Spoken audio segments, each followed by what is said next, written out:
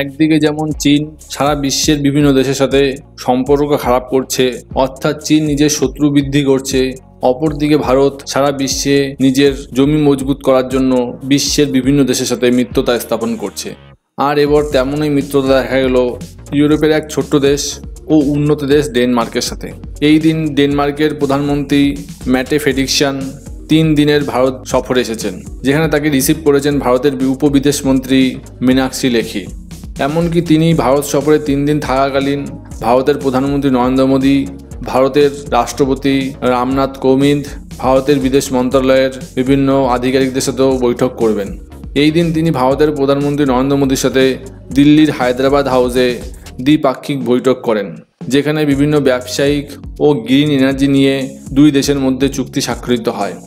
তবে এই বৈঠকের শেষে ভারতের প্রধানমন্ত্রী নরেন্দ্র মোদী ভারত ও ডেনমার্কের দ্বিপাক্ষিক সম্পর্ক নিয়ে কি বললেন তা এই ভিডিওর মাধ্যমে শুনুন।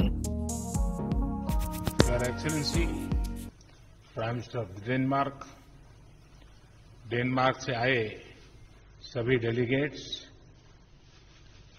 मीडिया के सभी साथियों, नमस्कार।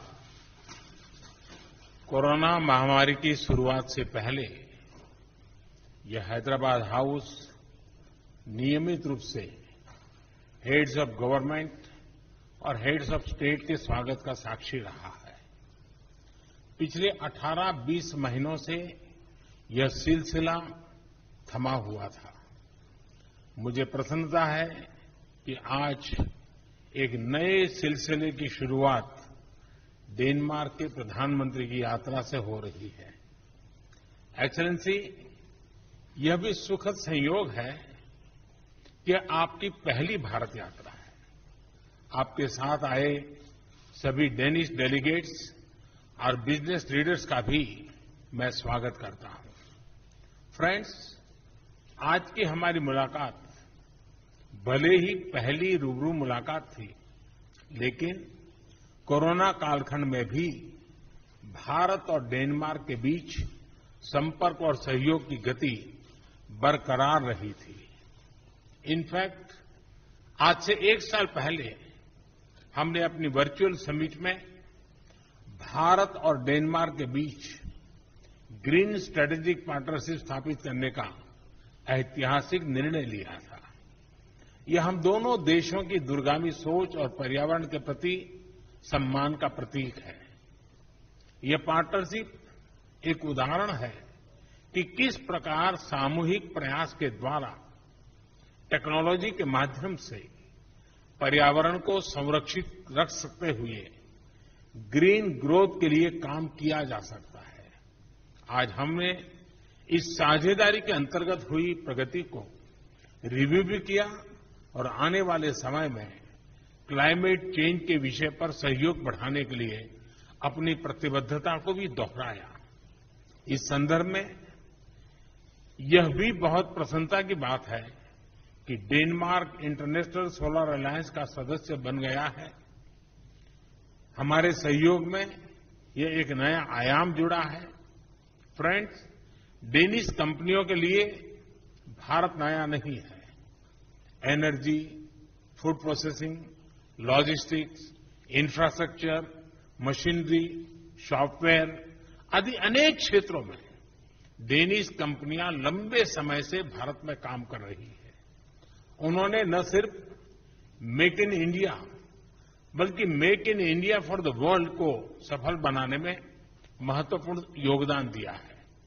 भारत की प्रगति के लिए जो हमारा विजन है, जिस स्केल और स्पीड से हम आगे बढ़ना चाहते हैं, उसमें डेनिश एक्सपर्टाइज और डेनिश टेक्नोलॉजी बहुत महत्वपूर्ण भूमिका अदा कर सकते।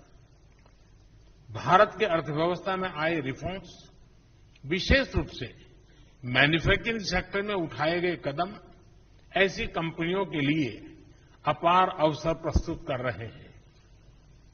आज की मुलाकात में हमने ऐसे कुछ अवसरों के बारे में भी विस्तार से चर्चा की है। फ्रेंड्स, हमने आज एक निर्णय यह भी लिया कि हम अपने सहयोग के दायरे को सतत रूप से विस्तार करते रहेंगे, उसमें नए आयाम जोड़ते रहेंगे। स्वास्थ्य के क्षेत्र में हमने एक नई पार्टनरशिप की शुरुआत की है।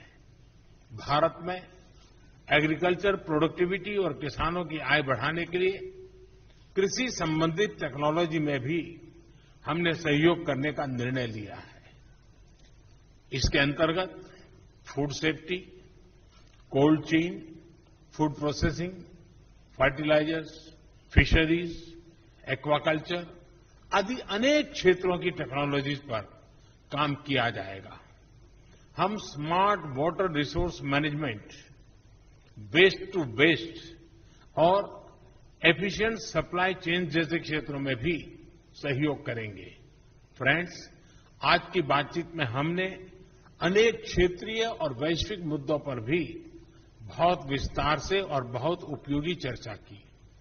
मैं विशेष तौर से डेनमार्क के प्रति आभार व्यक्त करना चाहूंगा कि विभिन्न अंतर्राष्ट्रीय मंचों पर हमें डेनमार्क की ओर से बहुत मजबूत समर्थन मिलता रहा है।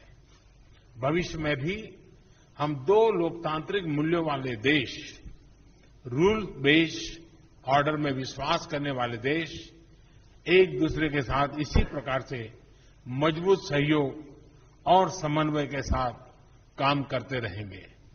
एक्सेलेंसी, अगली इंडिया नॉर्डिक समिट को होस्ट करने और मुझे डेनमार्क यात्रा के निमंत्रण के लिए मैं आभार व्यक्त करता हूं।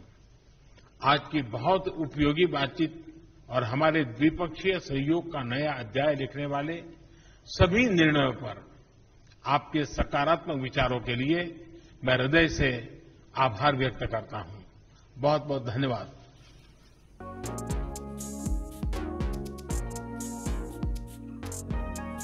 মূলত বিগত কয়েক বছরে ভারতের বিদেশ মন্ত্রণালয়ের কার্যকলাপ দেখলেই বোঝা যাবে যে ভারতের সাথে বিশ্বের বিভিন্ন দেশের সাথে সম্পর্ক উন্নতি হয়েছে। একদিকে যেমন প্রায় প্রতিদিনই বিশ্বের বিভিন্ন দেশের সাথে ভারতের বৈঠক চলছে, তেমনই বিশ্বের বিভিন্ন দেশের নেতা মন্ত্রীদের থেকে শুরু করে অফিসাররা ভারতে আসছে, যাতে করে ভারতের সাথে সেই দেশের দ্বিপাক্ষিক সম্পর্ক উন্নতি করা যায়। কারণ ভারত বিশ্বের এক আর্থিক মহাশক্তিতে পরিণত হতে চলেছে। তাই বিশ্বের সব দেশই চায় ভারতের সাথে সুসম্পর্ক বজায় রাখতে, যাতে করে সেই সুসম্পর্কে লাভবান হতে পারে বিশ্বের ওই দেশ।